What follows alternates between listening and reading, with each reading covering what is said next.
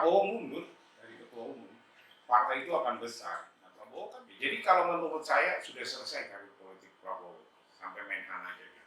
Adanya KLB, dan kenapa KLB itu untuk menyelamatkan Prabowo dan menyelamatkan partai. Artinya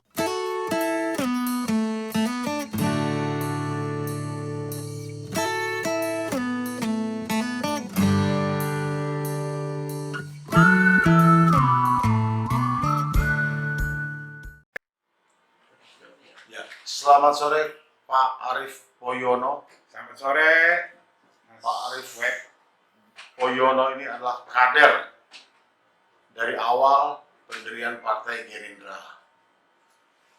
Pak Arief Poyono ini pernah menjabat sebagai Wakil Ketua Umum dari Prabowo Subianto di Partai Gerindra. Sekarang beliau mengaktifkan kembali yang namanya Serikat Pekerja BUMN Bersatu. Kita ingin mengetahui masukan dari Pak Arief tentang bagaimana bisa kembali membesarkan Partai Gerindra. Apa yang menjadi kritik dan menjadi otokritik Pak Arief terhadap Partai Gerindra agar bisa menjadi besar. Menurut Pak Arief, apa yang menjadi persoalan pokok dari Partai Gerindra ini, Pak? Silakan. yang paling pokok itu Prabowo harus mundur dari Gerindra. Ya. Dan dia tidak lagi menduduki sebagai ketua umum. Ya. Karena apa?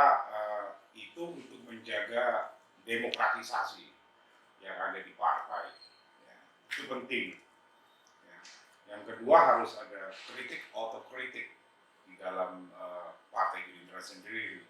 Ya, artinya para kader di Gerindra jangan takut untuk mengkritik Prabowo atau mengkritik partai jika arah partai salah atau Prabowo melakukan kebijakan politik yang salah.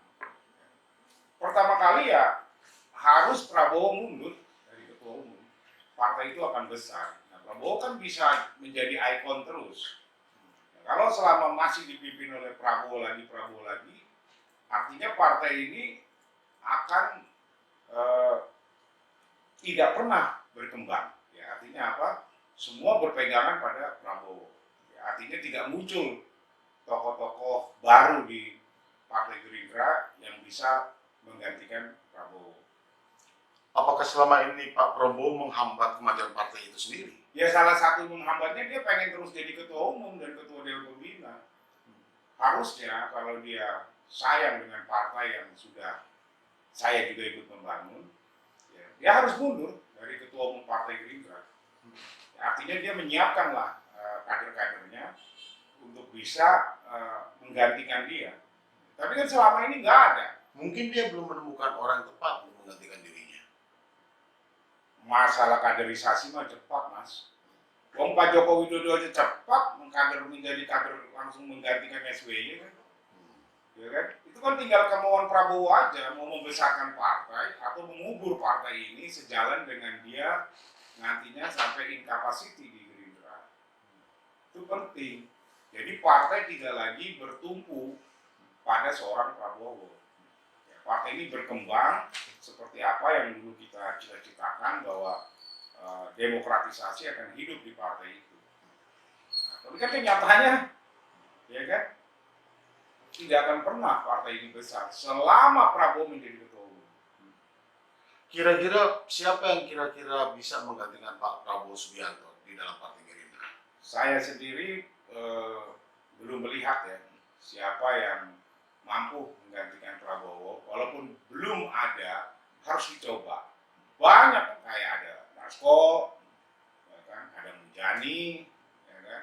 Nah, terus kemarin sayangnya anak didik dia si Gembala Lobster ditangkap KPK, ya kan. Nah, banyak, ada Fadli, ya kan, banyak gitu kan. Nah, Prabowo ini jangan menjadi tokoh sentral gitu loh. Harus ada tokoh-tokoh yang bisa menjadi ikonnya Gerindra. Ya, tentunya adalah tokoh yang baik, tokoh yang bisa dicontoh oleh masyarakat. Nah, kalau sepanjang Prabowo masih pengen jadi ketua umum, partai ini nantinya Pak bisa jadi partai buram setelah Prabowo incapacity. Gitu. Artinya berpegang terus pada seorang tokoh. kasihan partainya dan tidak akan pernah berkembang di dalam partai itu.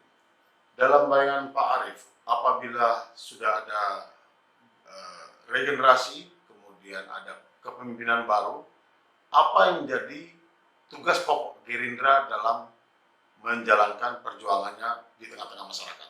Yang pasti tugas utama Partai Gerindra itu menghilangkan politik identitas, bukan masuk menjadi justru partai yang berbau identitas. Maksudnya gimana, Mas? Ya misalnya Prabowo kan tahu, ya kan? Misalnya ada HTI, ada EPI, ya, terus ada yang lain-lain, ya. Kalau bisa, ya, bukan kita merekrut mereka terus kita terpengaruh atau menghalalkan segala cara berpolitik untuk memenangkan ambisi dia dengan menggunakan cara-cara politik identitas. Kan kita sudah lihat di Pilpres, ya kan? Nah itulah tugas bagaimana Gerindra sekarang kembali lagi ke tengah. Artinya partai yang konsisten dengan pendirian utamanya, yaitu partai yang tidak bermain di politik identitas. Ya, kalau sekarang kan terpaan dari media, dari masyarakat melihatnya kan Gerindra ini sudah seperti partai kadrun, lebih kadrun dari PKS. Gitu kan? Nah ini yang harus tugas nanti yang menggantikan Prabowo itu mengembalikan alurnya Gerindra. Apalagi dengan nama Indonesia Raya, artinya Indonesia Raya adalah Indonesia yang besar. Ya kan? Bukan berarti kita mengenyampingkan orang-orang HTI dan EPI yang merupakan orang Indonesia asli, tetapi tidak boleh Gerindra itu terpengaruh dengan politik-politik identitas tersebut. Mengapa Gerindra yang dipimpin Prabowo ini begitu mudah terpengaruh seperti kemarin yang terjadi pada waktu pemilu? Kita tahu bahwa apapun Prabowo itu sepertinya orang yang menghalalkan segala cara ya, di dalam berpolitik untuk bisa dia terpilih sebagai presiden. Tapi kan nyatanya publik tidak menerima itu. Ya kan? Misalnya hal-hal lain ketika dia menjadi seorang berkarir TNI kan dia banyak menghalalkan segala cara untuk bagaimana dia menjadi seorang kepemimpinan yang tinggi di TNI. Kan ada banyak tokoh ya di Gerindra itu yang juga dekat dengan Prabowo, yang bisa memberikan masukan sehingga menjadikan Gerindra partai yang netral, yang betul-betul nasionalis, berjuang sesuai dengan komitmennya Gerindra pada waktu awal. Mengapa? Apakah mereka tidak didengar oleh Prabowo pada waktu itu? Saya rasa bukan masalah didengar, Mas, tapi ini masalah keberanian. Berani nggak mereka bicara itu kepada Prabowo? Makanya kalau selama Prabowo menjadi ketua umum, ya, dan artinya menjadi seorang yang berkuasa banget, saya rasa tidak akan pernah kader Gerindra berani memberikan masukan itu kepada Prabowo, kecuali Arief Poyono. Pada waktu Anda masih berada dalam kepemimpinan Gerindra, apakah masukan-masukan Anda bisa diterima dan dijalankan oleh kepemimpinan? Ada beberapa yang menjadi masukan saya diterima, ada juga yang tidak. Ya, tapi apa yang saya katakan ini untuk kebenaran partai dan untuk kemaslahatan negeri ini. Dulu saya sangat menolak maksudnya faksi 212 dan EPI dan HTI itu ke Gerindra. Ya, karena saya ingin menjaga Gerindra itu tetap suci sebagai partai nasionalis. Artinya ideologi-ideologi yang kanan itu tidak bisa masuk, ataupun kiri ya, artinya kita di tengah. Nah, saya banyak memberikan masukan kepada Prabowo. Saya kalau menegur ya menegur langsung. Karena saya tidak punya kepentingan, Mas. Di dalam berpartai itu, saya hanya menginginkan partai ini besar, bisa dijadikan partai panutan bagi seluruh golongan, seluruh ras, seluruh agama. Nah, tapi kan pada perjalanannya, Prabowo tidak mendengarkan ini. Ya hasilnya seperti sekarang. Seperti kalau misalnya dalam hal-hal pemerintahan yang bersih, dalam kasus Edi Prabowo, ya kan? Kenapa dia tidak menegur seorang Edi Prabowo ketika jadi menteri banyak memberikan izin-izin ekspor lobster kepada kader-kader Gerindra, perusahaan-perusahaannya kader Gerindra. atas nama orang Gerindra terpampang di media, dia membiarkan. Nah, artinya kan sama saja omong kosong dia mengatakan bahwa uang kita itu keluar ke luar negeri atau misalnya bocor. Jadi antara omongan dan tindakannya dia tidak sama di dalam politik. Ya, dan akhirnya ya seperti ini ya. Bukan karena saya tidak ada lagi di kepemimpinannya Gerindra ya, itu nggak jadi soal bagi saya. Ya, tapi ini merupakan masukan dari saya supaya Prabowo sadar, segeralah Prabowo mundur kalau partai ini mau besar. Masih banyak orang yang berpikir Prabowo untuk bisa maju lagi di 2024. Menurut Bung Arief sendiri bagaimana? Sudah selesai. Mengapa sudah selesai? Satu, ya, dia diberatkan dengan kasus masa lalu dia, baik kejahatan HAM, dugaan kejahatan HAM, penculikan aktivis. Yang kedua, tadinya saya pikir dia seorang demokratis, dia seorang yang nasionalis, dan dia berpolitik dengan cara-cara yang penuh dengan etika atau penuh dengan tidak menghalalkan segala cara ya. Tapi kan ketika kita lihat menghalalkan sebuah cara, menghalalkan segala cara, akhirnya kan diadili oleh rakyat, dia tidak bisa jadi presiden. Dan saya yakin dia tidak akan pernah jadi presiden. Dan tidak akan pernah menang. Kalau misalnya ternyata Prabowo juga tetap tidak mau mundur, bagaimana menurut? Ya, kalau dia tidak mau mundur, Gerindra akan tenggelam bersama dia, dimakan oleh waktu. Tinggal tunggu aja. Oke. Ya kan? Itulah kenapa saya minta Prabowo mundur sebagai ketua umum.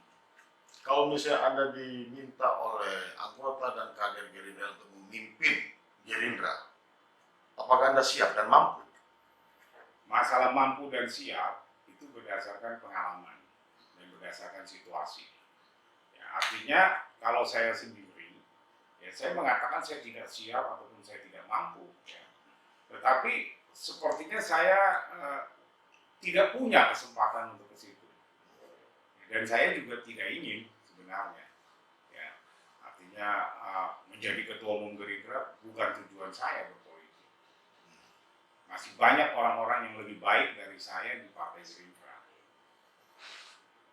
Apakah masih dibutuhkan sebuah mekanisme KLB untuk memperbaiki yang namanya Gerindra ini? Harus ada KLB, Kongres luar biasa, untuk artinya bagaimana, tapi kembali lagi seberapa berani kader-kader Gerindra tersebut.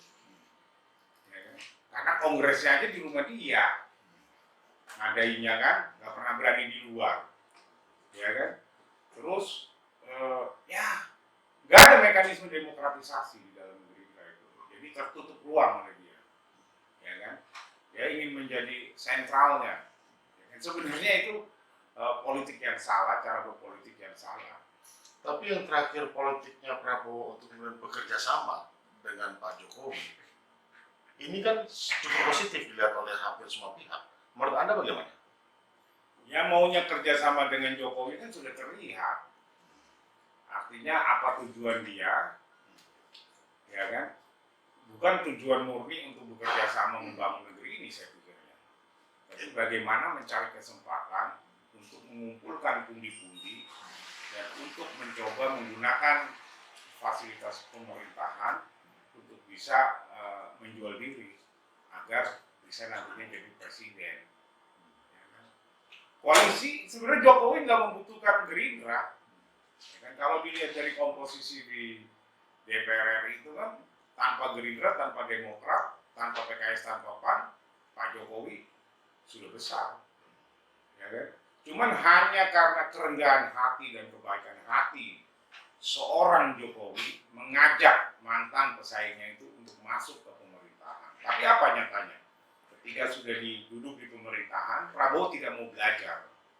Ya, Prabowo tidak mau menegur kadernya seperti Edi Prabowo. Ya akhirnya apa?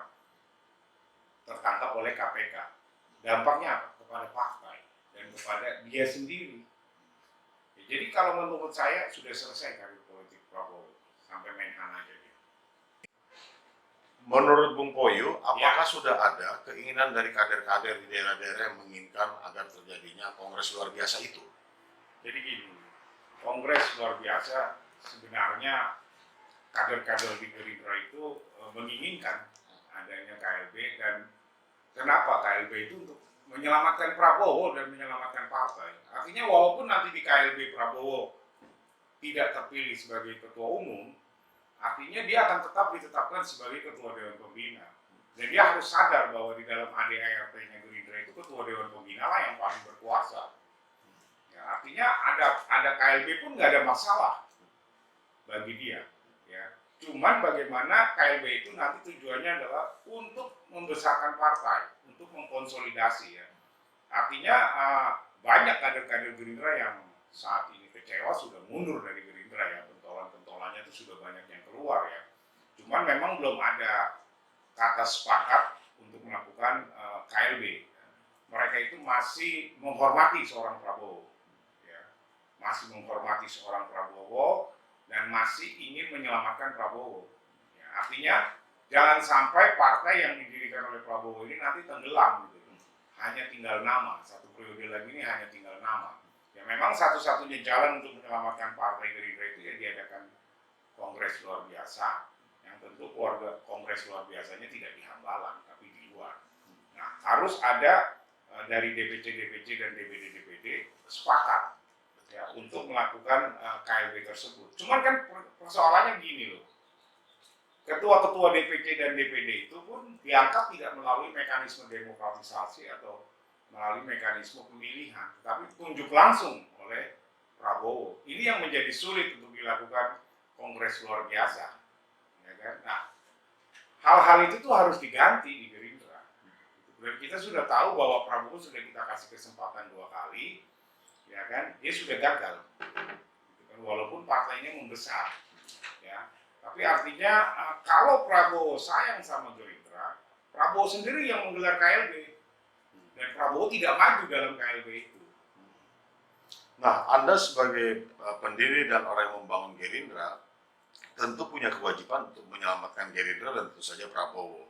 Kalau misalnya Prabowo nggak mau melakukan KLB, apa upaya Anda untuk melakukan KLB ini? Apa yang sedang Anda persiapkan berikutnya? Saya sih belum menyiapkan apa-apa ya, karena satu, sekarang dalam keadaan COVID, artinya konsolidasi kita sesama pengurus sulit ya, ya tidak seperti yang lainnya kan. Nah, saya juga melihatnya memang sudah ada percikan-percikan dari Gerindra sendiri, ya pengurus-pengurus dan mantan pengurus ya ingin melakukan KLB itu.